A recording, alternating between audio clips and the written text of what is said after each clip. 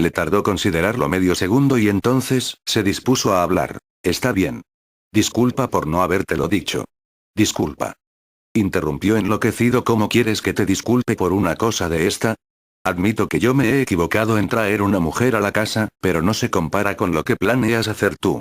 No puedo creer cómo nos has traicionado. Sus ojos despidieron 2 líneas de lágrimas que cayeron por sus mejillas, una de ellas, se metió dentro del surco rojizo de su cicatriz y se quedó estancada, sin posibilidades de hacer nada y todo por un hombre. ¿Qué estás diciendo? Dijo ella tartamudeando, viendo que Axel se ponía de cabeza gacha para iniciar un lastimado sollozo con un signo de interrogación dibujado en su rostro, dio 2 pasos ágiles hacia adelante y le arrebató el sobre de la mano, lo abrió notando que el sello con el apellido Tussaud escrito ya no estaba, lo sacó y leyó aquel extraño mensaje escrito con el delineador que hacía 2 días había perdido. Su pecho dio un vuelco tan inmenso que le fundió en una sacudida interna. La letra era casi igual a la suya, pero ella no había escrito eso. ¿Qué es esto? Yo no hice esto. Axel levantó la mirada como un tigre asesino. No, amor, debes creerme, nos están tendiendo una trampa. Maddie. La muñeca de Edith en realidad es Amadine que quiere matarnos para completar su sacrificio. Se acercó nuevamente hacia él y lo tomó de las mejillas. Por favor, créeme. Él puso la mano en su pecho y la apartó con fuerza. No seas ridícula y admite que también eres una adúltera. Fue despedida hacia atrás, pero no con tanta fuerza como para que se produzca el trágico momento que estaban por sufrir. Apoyó la punta del pie derecho y luego su talón para evitar caer al piso. Luego, necesitó apoyar el otro, pero este no llegó al piso. Su pie se torció de repente al pisar una superficie redonda, parecido a un balón. Su tobillo se rompió con un crujido. El cuerpo de la pobre mujer cayó duro y congelado como un ángulo de 90 grados volviéndose llano. Su cabeza se golpeó con el borde de la cómoda donde guardaba la ropa y un tajo sangriento se dibujó en su sien.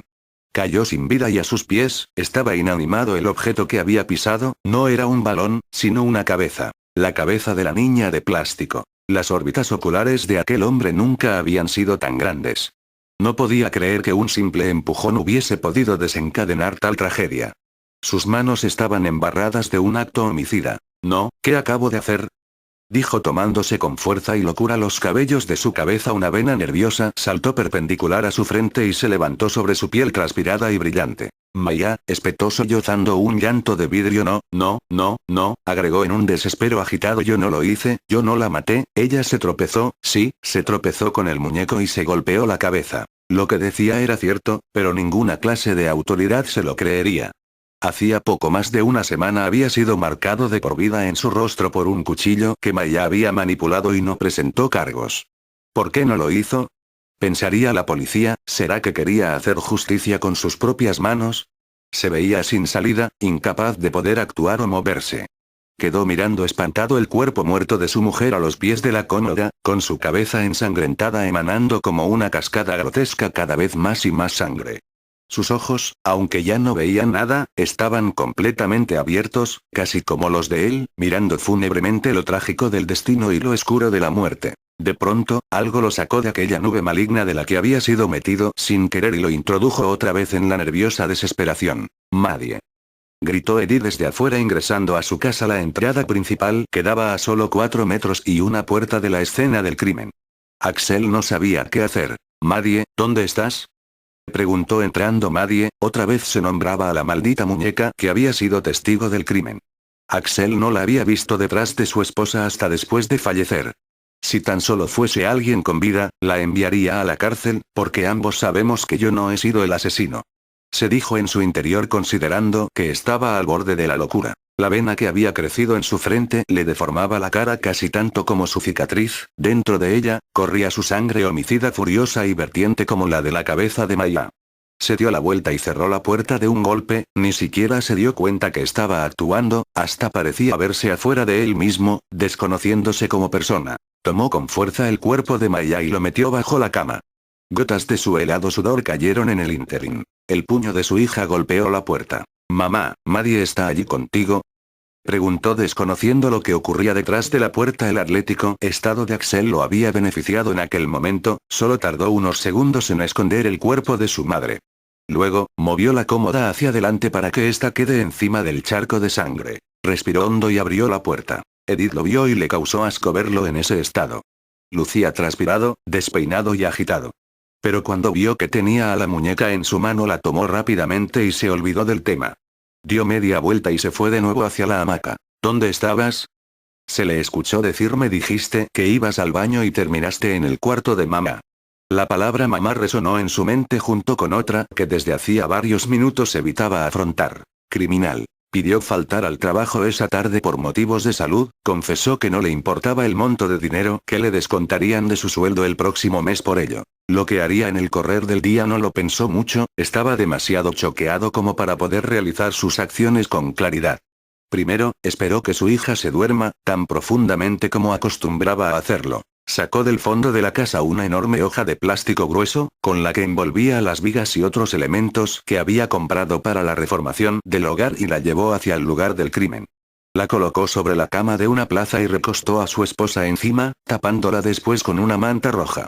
Acto siguiente, la limpieza total e impecable del lugar. Mientras trapeaba no dejaba de pensar en el hecho de que su hija ya no vería más a su madre.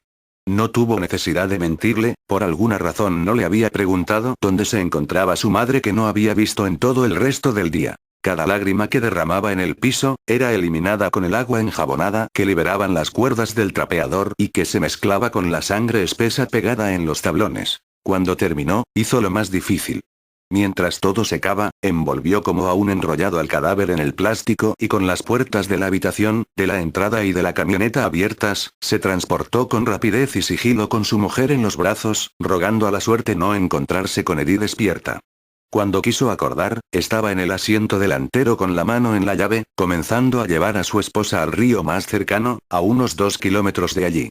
Si la suerte lo acompañaba, no lo atraparían. El río corre fuerte y desemboca en una cascada de piedras, sabía que era un indigno adiós hacia el cuerpo de su mujer, pero debía elegir entre eso y pasarse toda la vida en la cárcel. La próxima imagen que tenía de sí, era su cuerpo recién bañado, acostado en la cama matrimonial, sin mover un solo músculo, sin creer lo que acababa de pasar ese día.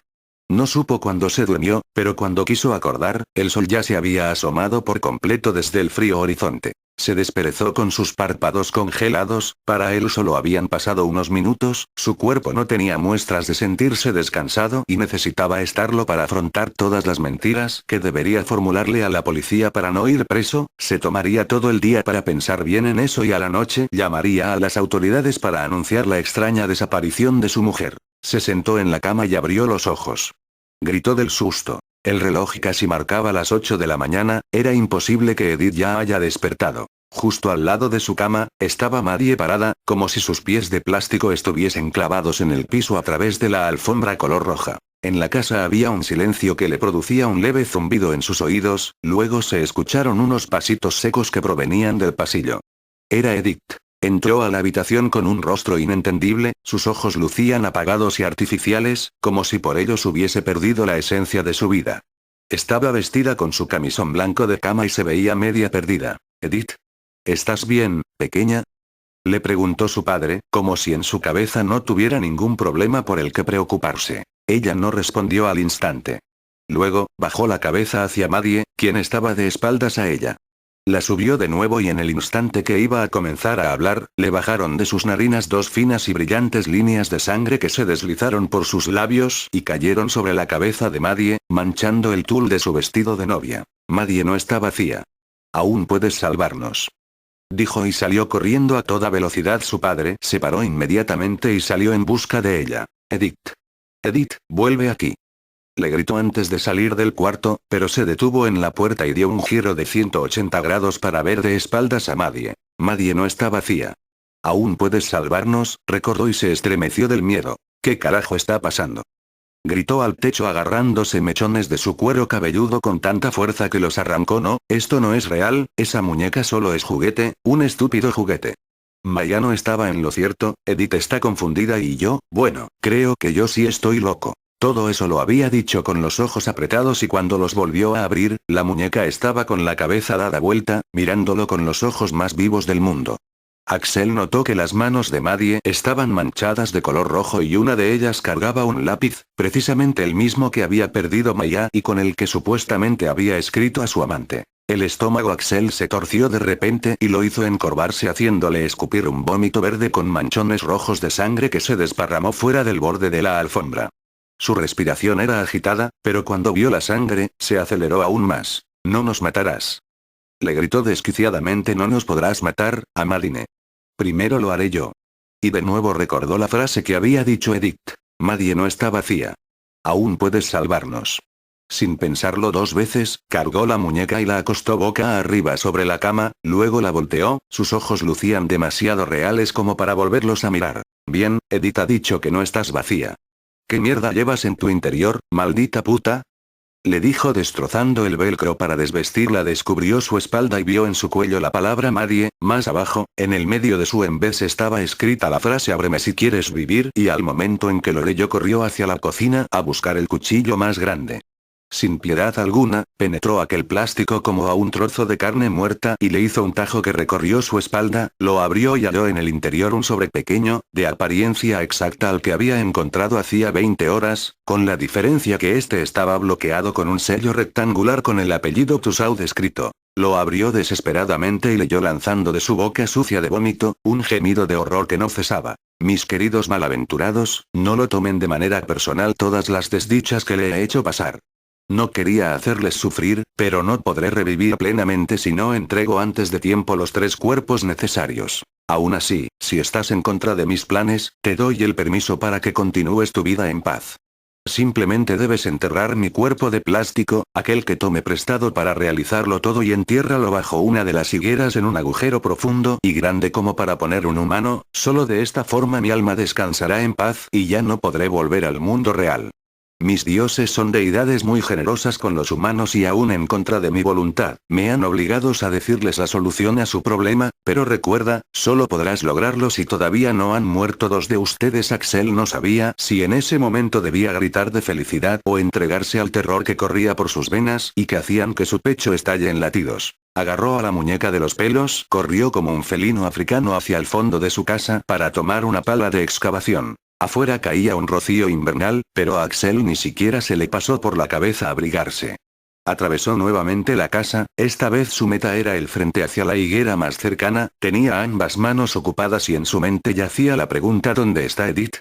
La llamó a gritos imaginando cómo se lamentaría si estuviese muerta, no solamente porque se quedaría solo, sino porque habría faltado a la única condición que tenía el macabro juego de Amadine, no enterrar a la muñeca si ya hay 2 personas muertas. Cuando salió por la puerta delantera, vio a Edith de espaldas sentada sobre la hamaca del sauce, parecía estar en perfectas condiciones pero no quiso vociferarle, algo dentro de sí le decía que debía terminar con el entierro cuando antes, y además comprendía como comprendía la obsesión de su hija hacia la muñeca, la verlo enterrarla protestaría contra él y no tenía tiempo para ese tipo de escenas. Tiró la muñeca hacia un lado y de inmediato comenzó a cavar.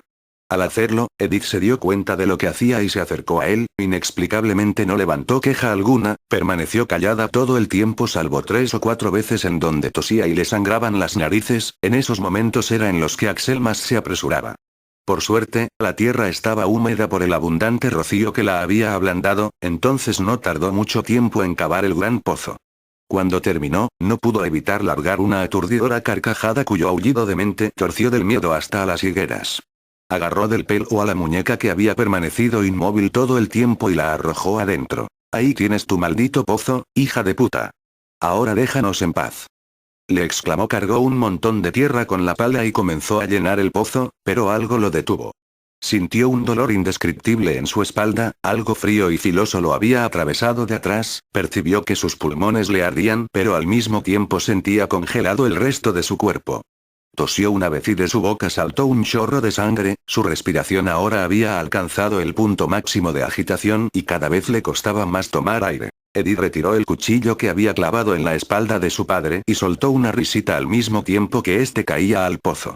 Golpeó su cabeza con la tierra húmeda y desparramada, estaba boca arriba junto a la muñeca Madie que enigmáticamente, tenía la nariz y la boca empapadas de sangre. Aún con el dolor que estaba terminando con su vida y la tos sangrienta que sucedía cada 5 segundos, tomó fuerzas para decir sus últimas palabras. Edith, ¿qué me has hecho?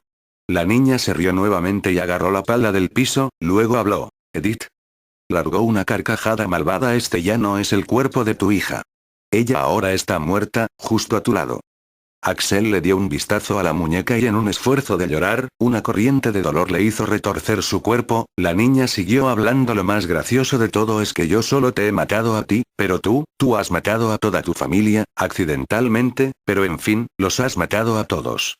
Por si el dolor no te deja darte cuenta, cuando abriste a la muñeca por la espalda para retirar el sobre, en realidad se lo estabas haciendo a mi querida amiga Edith, pero no te preocupes, posiblemente murió en el segundo y sin darse cuenta. Y ahora morirás tú, tal y como me lo han predicho los dioses.